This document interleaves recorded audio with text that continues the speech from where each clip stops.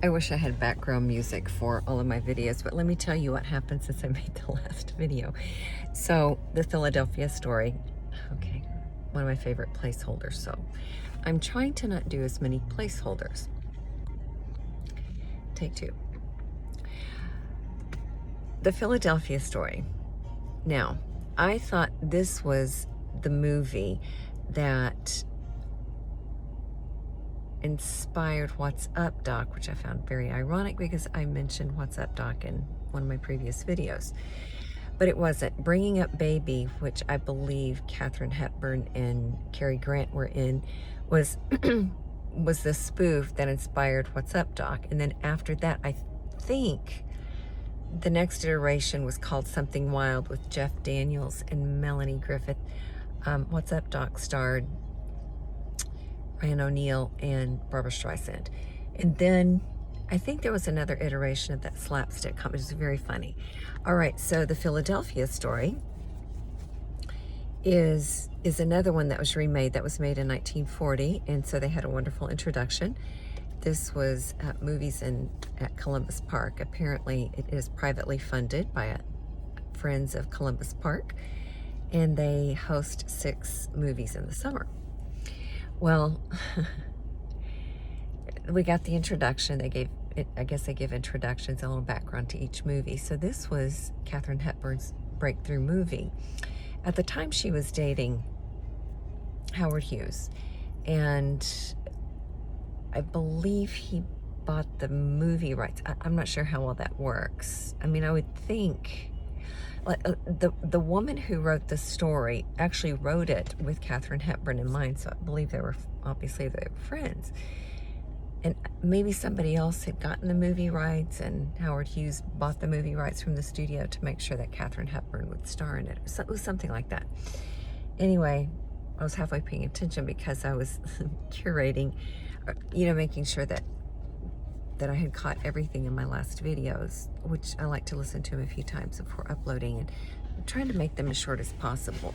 Maybe if they happen to be long, then I hope that they're worthwhile. Okay, so the Philadelphia story actually inspired another movie called High Society, and I'm sorry, this one was in black and white, 1940, with, again, Cary Grant, Jimmy Stewart, and Katharine Hepburn. And then in 1956, High Society came out, and that was in color. The Philadelphia story was in black and white. High Society was in color, and that had some more musical numbers in it. And it had the song True Love, sung by Bing Crosby, because he was the lead in that, playing the Cary Grant character. And Grace Kelly played the Katharine Hepburn character, and Frank Sinatra played the Jimmy Stewart character. So there was, I believe, several musical numbers in that one. Louis Armstrong was in it as well. I believe there are some other people I'm leaving out, but that was a really good movie too. So here's what happened. About 30 minutes into the movie, it was one of those big blow-up screens, where they kind of blows up around the edges, and we're watching it, and all of a sudden there was this pop. And actually, I had the time to grab my camera and film what happened, but I didn't. I think everyone was so stunned at what happened. The screen, the blow up part, popped, and it literally collapsed into itself, and so it looked like a big M as it was collapsing, and the movie kept playing.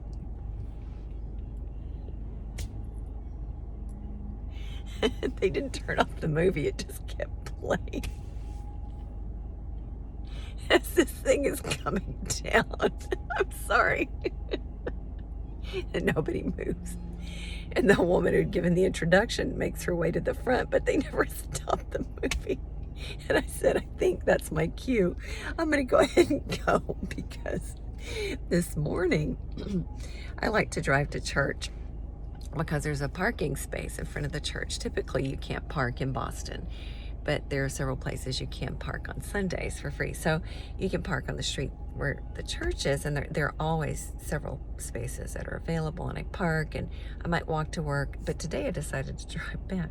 So when I drove back, now, and I drive with the windows rolled down and my top open, and I listened to classical music. So when I came back, I couldn't roll up the passenger window, and I'm sitting there pressing the lock and unlock, and it's not working. I thought, okay, I don't know what happened. So I left the window rolled down all day because I had to go to work. So I go to work and I come back, and I knew I needed gas. So I thought, well, maybe it was a gas tank. I don't know why I was thinking that. I thought, stranger things have happened. So I go to the Stop and Shop to get gas because they have the least expensive gas. Well, they're closed, and the nearest one, I guess nobody gets gas at night. Brookline, everybody. There are so many 24-hour places in Texas. I was so used to that. Anyway, I couldn't find a place. Now, I did find one, and it seemed like it was so far, but it was only 4 minutes away from 3 minutes away from the Stop and Shop. And so I got there, and it was just in one of these really weird intersections where the train kind of comes, and you want to make sure that you time your crossing the street so that you don't block the road, and here comes a train. So anyway, after I filled up my car, by the grace of God, and this was so weird because I knew it was only about 5 minutes from my place, and I look on maps, and maps sometimes I think is just on, I don't know, it's smoking something, and it sends me all the way in the opposite direction to make a U-turn. And I'm thinking, why can't I just go out here, make a left, and go back the way I came?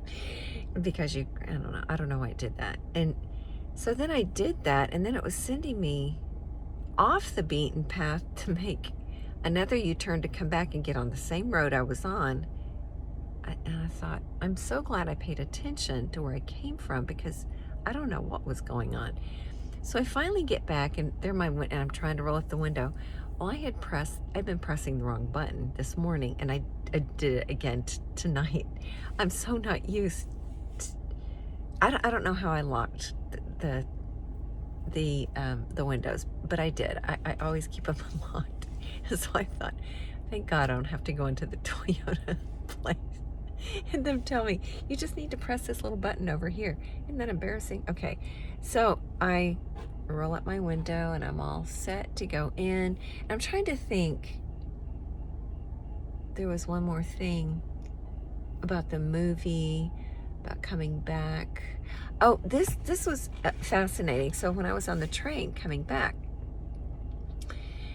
I noticed I was standing. So I got on the train, and let's see, there was one and then 2 steps to the next level. So I was standing on that step, and I looked behind me, and there's a guy. He is his shoulder is here, and his head's up here. And I thought, well, he's standing on this upper level. So I turned over my left shoulder, and let me tell you, one of his legs was on the step I was on. So I thought, that whole height is him? So I couldn't resist. I turned around and I said, do you ever get tired of people asking you how tall you are? And he laughed a little bit. He must have been in his 30s or something. And he had a mask on, and, very sweet fellow. Well, and I noticed he had an accent, and I said, where are you from? He said, Italy. And I said, do you live here? No, he lived in Toronto. So he talked about it being the movie capital of Canada, and how the U.S. has, filmed a lot of movies there because it's a lot less expensive, which I would love to go visit there. And I said, do you like sports at all? Because everybody was wearing their Boston Red Sox cap and t-shirts, because the Red Sox played today and they lost, unfortunately. So, and he said, no, I don't follow sports. He goes, actually basketball. and at one point I said, we have height in our family. I'm used to height. He goes, probably not as tall as me. I'm 6'7". I said, that's a lot of height. And I said, it's pretty impressive. Anyway, he was a very nice young man. And so anyway, then the conversation just organically ended. I don't know, I kind of dozed off. I was waiting to get to my stop, and he was very nice. I didn't realize he was traveling with somebody, but they were very quiet, and I could hear him talking. And by then I was so tired, I couldn't even turn around and say hi, because there were so many people on the train, and I had 2 bags, you know, one with my clothes to change into on my purse, and to turn around would have just been a contortionist miracle. But when he got off, he said, was in his Italian accent, "It's very nice meeting you. Thank you." Thank you for the conversation. And I said, "Thank you for the conversation," or something like that. Anyway, that was really nice. A good pleasantry. I love talking to people on the buses and the trains, and I love telling them I'm from Texas. And you know, we talked about the heat, and it does get as hot as Texas up in Toronto. It just doesn't last as long, and it doesn't last as long as in Boston, which lasts, I think it can be 4 to 8 weeks. The longest I think I recall it being hot was maybe 3 months. That would have been a really long summer here, or it might have been close to triple digits, or maybe over triple digits. You know, on and off, whatnot. And then it can get muggy as well. Not quite as Houston, and they don't have, the air quality is a little better here for some various reasons, but again, that's not, it's not a knock on anything, it's just the way it is. So I'm gonna let you go, but thank you for joining me on Coffee and Good Stuff. And sometimes I feel like I look like a bobblehead. Okay, okay, let me finish with this. Let me see if I can do it.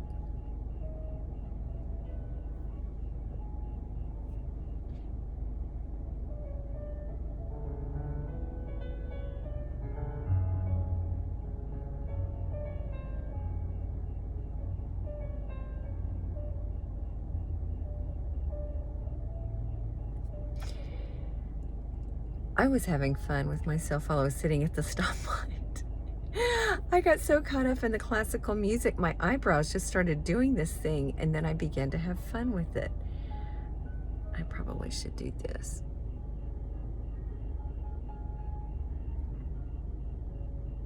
Anyway, isn't that something like a high schooler would do, or junior high? Maybe somebody younger?